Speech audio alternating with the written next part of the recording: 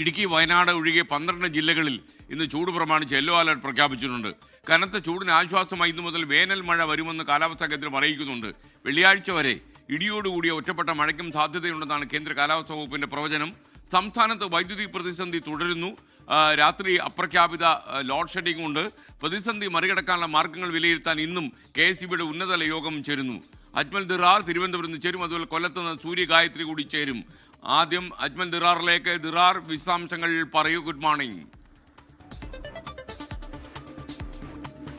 Good morning SKN. സംസ്ഥാനത്ത് ചൂട് അതിരൂക്ഷമായി തുടരുന്നുണ്ട്. ഇന്നലെയും പാലക്കാട് ജില്ലയിൽ 40 ഡിഗ്രിക്ക് മുകളിലാണ് താപനില രേഖപ്പെടുത്തിയത്. അതിന് പിന്നാലെ ഇന്നും കേന്ദ്ര കാലാവസ്ഥാ വകുപ്പിന്റെ മുന്നറിയിപ്പ് പാലക്കാട് ജില്ലയിൽ 40 ഡിഗ്രിയും കൊല്ലത്ത് 39 ഡിഗ്രിയും പത്തനംതിട്ട, കോട്ടയം, തൃശൂർ, കോഴിക്കോട് ജില്ലകളിൽ 38 ഡിഗ്രി സെൽഷ്യസ് വരെയും താപനില രേഖപ്പെടുത്തിയേക്കാമെന്നാണ്.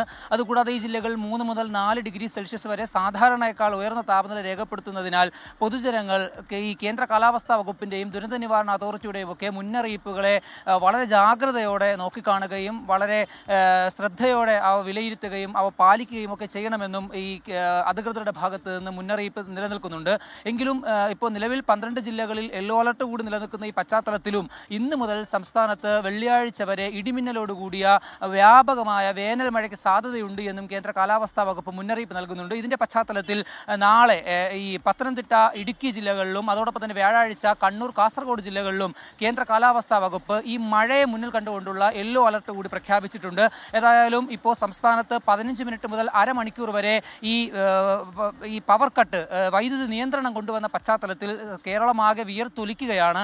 ആ സാഹചര്യത്തിൽ ഈ വേനൽ മഴയിൽ തന്നെയാണ് പ്രതീക്ഷ. ഇപ്പോൾ നിലവിൽ സംസ്ഥാനത്ത് വൈദ്യുതി പ്രതിസന്ധി കൂടി രൂക്ഷമാകുന്ന പശ്ചാത്തലത്തിൽ വൈദ്യുതി പുറത്തുനിന്ന് വാങ്ങേണ്ട ഒരു സാഹചര്യം കൂടിയുണ്ട്. അതിൽ ഇന്നലെ KSEBയുടെ കോർ കമ്മിറ്റി യോഗം ചേർന്നിരുന്നു. ആ കോർ കമ്മിറ്റി യോഗത്തിൽ റെഗുലേറ്ററി കമ്മീഷനോട് അനുവാദം തേടിയതിനെ തുടർന്ന് വൈദ്യുതി വാങ്ങാൻ റെഗുലേറ്ററി കമ്മീഷൻ KSEBക്ക് അനുമതി നൽകുകയും എന്നാൽ ദീർഘകാലാടിസ്ഥാനത്തിലുള്ള വൈദ്യുതി വാങ്ങലിനപ്പുറം ദൈനംദിന കരാർ അടിസ്ഥാനത്തിൽ വൈദ്യുതി വാങ്ങിയാൽ മതി, 250 മെഗാവാട്ട് വരെ മെയ് 15 വരെ വാങ്ങാം എന്ന് റെഗുലേറ്ററി കമ്മീഷന്റെ അനുമതിയെക്കുറിച്ചുള്ള ചർച്ചകൾ നടന്നിരുന്നു. എന്നാൽ ഇപ്പോൾ നിലവിൽ റെഗുലേറ്ററി കമ്മീഷൻ അനുമതി നൽകിയ ഈ ദൈനംദിന വൈദ്യുതി വാങ്ങൽ കരാർ നിലനിൽക്കുന്നില്ല എന്നും അത്തരത്തിൽ വൈദ്യുതി വാങ്ങൽ സംസ്ഥാനത്തിന് ഏതെങ്കിലും തരത്തിലുള്ള ഗുണമുണ്ടാക്കുകയില്ല എന്നുമുള്ള KSEBയുടെ വിലയിരുത്തലിനെ തുടർന്ന് നിലവിൽ ഇന്നും അത്തരത്തിലുള്ള ഉന്നതതല യോഗങ്ങൾ ചേരുന്നുണ്ട്. ഏതായാലും സംസ്ഥാനത്ത് അണക്കെട്ടുകളിൽ ജലനിരപ്പുകൾ താഴുകയും ഈ വൈദ്യുതി ആഭ്യന്തര ഉൽപ്പാദനത്തിലുള്ള പ്രതിസന്ധി തുടരുകയും ചെയ്യുന്ന പശ്ചാത്തലത്തിൽ വേനൽ മഴയിൽ തന്നെയാണ് പ്രതീക്ഷ. കേന്ദ്ര കാലാവസ്ഥാ വകുപ്പ് ഇന്നു മുതൽ ശനിയാഴ്ച വരെ സംസ്ഥാനത്ത് വേനൽ മഴ ലഭിക്കാൻ സാധ്യതയുണ്ടെന്നും 40 കിലോമീറ്റർ വരെ വേഗതയിൽ കാറ്റ് ഉൾപ്പെടെ വീശാൻ സാധ്യതയുണ്ട് എന്നും അതോടൊപ്പം തന്നെ മഞ്ഞ അലർട്ട് കൂടി ഈ മഴയുടെ പശ്ചാത്തലത്തിൽ പ്രഖ്യാപിക്കുക കൂടി ചെയ്തിട്ടുണ്ട്. SKN.